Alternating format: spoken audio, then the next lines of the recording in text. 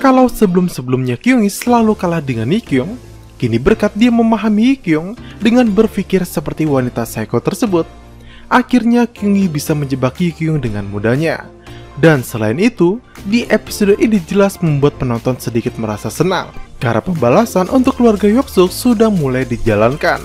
Teknik adu domba dua bersaudara anak Hyuk-suk berhasil, yang membuat Hyuk-suk pusing sendiri memikirkannya.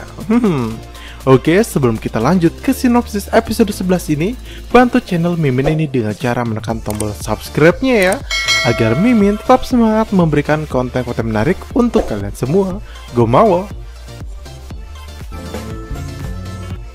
Di awal, episode 11 ini dibuka dengan prolog flashback masa lalu Kyungi bersama dengan suaminya. Ketika itu, suaminya mengatakan kalau Hee-kyung muridnya sangat mirip sekali dengan Kyungi, dan yang membedakannya hanyalah umur mereka saja. Lalu scene masuk ke timeline utama berlanjut dari episode sebelumnya. Sung-tae yang dihampiri Hee-kyung merasa sangat takut karena mengira akan dibunuh. Tapi ternyata Hee-kyung datang untuk menawarkan sesuatu kepadanya, yakni Hee-kyung akan membantunya membunuh adiknya sendiri Yuntae. Awalnya Sung-tae ragu, tapi karena Hee-kyung mengkomporinya bahwa Yuntae hanya beban bagi dia dan keluarganya, membuat Sung-tae akhirnya menyetujui saran dari Hee-kyung tersebut. Di sisi lain, Yuntae yang kabur dari rumah isolasinya ditemukan oleh Nona dan langsung disekap untuk diberikan kembali kepada Bu Yongsuk. Bersama dengan Kyungi, mereka tampil dengan memframing diri telah menyelamatkan anak Bu Yongsuk tersebut dari kejaran Hee-kyung. Tim B sedang memprediksikan rencana Hee-kyung selanjutnya demi membunuh Yuntae yang sedang bersembunyi. Dan Kyungi yang memang memiliki kesama sifat dengan Hee-kyung berandai-andai jika dia menjadi Hee-kyung, pasti dirinya tidak perlu mencari persembunyian dari targetnya, melainkan memancing targetnya agar muncul dengan sendirinya. Lalu tak lama kemudian tiba-tiba muncul berita di TV kalau Yuntae adalah seorang pembunuh dengan bukti rekaman pesta di kapal pesiar yang sebelumnya didapat timnya Kyungi. Dan hal ini pun langsung membuat Bu Yongsuk down, baik itu dari segi pikiran, mental, bahkan keuangan. Karena sekarang dirinya harus bersusah payah menyuap berbagai ahli untuk membantah rekaman video tersebut. Belum lagi anak sulungnya Sung-tae malah menginginkan adiknya mati agar tidak membuat onar lagi dan mengganggu karir politiknya selama ini, yang makin membuat Bu Yongsuk semakin pusing saja. Yongsuk yang ditinggalkan banyak koleganya akhirnya memutuskan meminta bantuan kepada Kyungi lagi. Bahkan kini dia rela menghilangkan harga dirinya dengan berlutut di depan Kyungi, agar Kyungi bisa membantunya melindungi Hyuntae, dan Kyungi pun menerima permintaan tersebut. Di sisi lain, Gunuk menemui Hee-kyung, dan akhirnya rivalitas keduanya pun terjalin kembali seperti dulu. Gunuk juga langsung memberitahu Hee-kyung kalau video yang ada pada flashdisknya Kodam ternyata tidak hanya berisi mengenai kasus Hyuntae saja, melainkan banyak kasus atau skandal dari para pejabat di Korea. Namun masalahnya, salinan file yang dimilikinya tidak lengkap dan mereka harus mengambilnya dari Kyungi. Tapi Hee-kyung memiliki ide kalau bagaimana jika dia memintanya langsung kepada orang yang menyukainya dari belakang.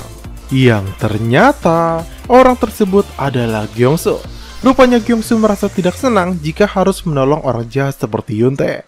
Jadi dia memilih membocorkan rahasia tentang file-file tersebut kepada Hee-kyung yang dinilainya sebagai orang benar karena telah menghukum orang-orang jahat. Hee-kyung yang kini sudah tahu aib dari para pejabat mulai menteror mereka satu persatu.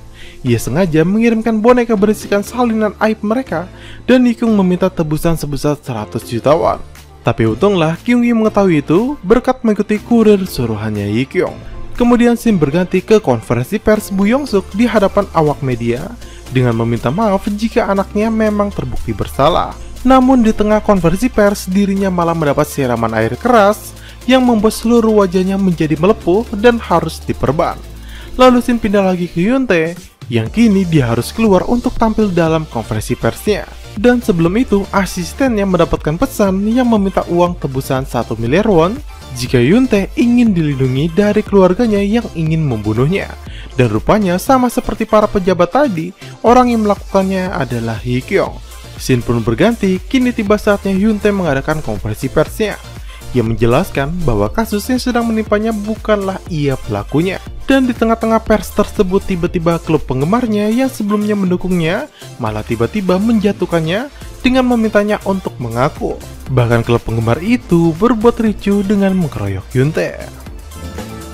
Setelah menemui Yoontae anaknya, Yongsuk diculik oleh Hyekyung.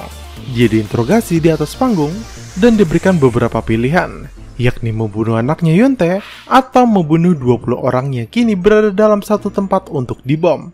Nah, ke-20 orang ini merupakan para pejabat yang sebelumnya dimintai tebusan oleh Hyekyung atas kasus skandal mereka. Dan tak disangka-sangka Bu Yongsuk malah memilih membunuh anaknya dan menolong 20 orang lainnya. Hyekyung pun terkejut, bagaimana bisa Bu Yongsuk memilih hal seperti itu.